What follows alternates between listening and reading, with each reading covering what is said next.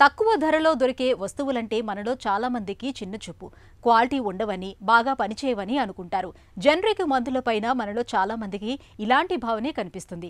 చౌకగా అందుబాటులో దొరుకుతున్నప్పటికీ అవి నాణ్యంగా ఉండవని, సరిగ్గా పనిచేయవన్న నమ్మకంతో ఉంటారు. ఖరీదైన మందులే బాగా పనిచేస్తాయని బలంగా నమ్ముతూ ఉంటారు. అసలు ఈ నమ్మకంలో నిజమెంత? ఖరీదైన మందులతో పోలిస్తే జనరిక్ మందులు నాసిరకంగా ఉంటాయా? ఆసక్తికరమైన ఈ విషయం గురించి డాక్టర్ ఏం చెప్తున్నారో ఇప్పుడు విందాం. జనరిక్ ఔషధశాల మన గవర్నమెంట్ తరఫున, ప్రభుత్వం తరఫున చాలా చోట్ల ఇటువంటి షాపులు తెరిచారు. వాటిల్లో కొనుక్కున్నటువంటి జనరిక్ మందుల్ని మనం నమ్మచ్చు. అంతేగాని బయట ప్రైవేట్గా జనరిక్ మందులు అని చెప్పి అమ్ముతూ మనకి 10 రూపాయలు ఉన్న మాత్రని రూపాయికి అమ్ముతున్నారు కొన్ని చోట్ల.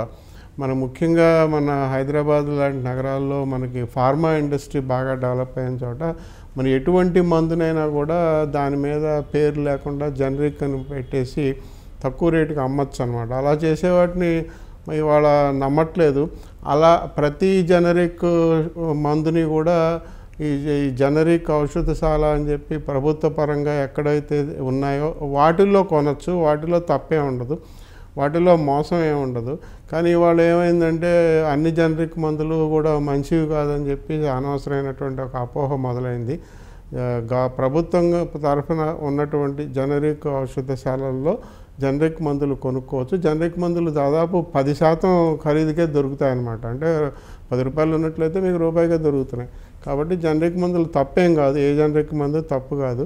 కానీ అనవసరంగా కొన్ని చోట్ల కొన్ని మోసాలు జరుగుతున్నాయి. కాబట్టి దానివల్ల ప్రజల్లో ఒక అపనమ్మకం వచ్చింది. కాబట్టి ఈ విషయంలో మీరంతా జాగ్రత్త వహించి ప్రభుత్వ శాలల్లో కొనుక్కున్నట్లయితే మంచిదండి.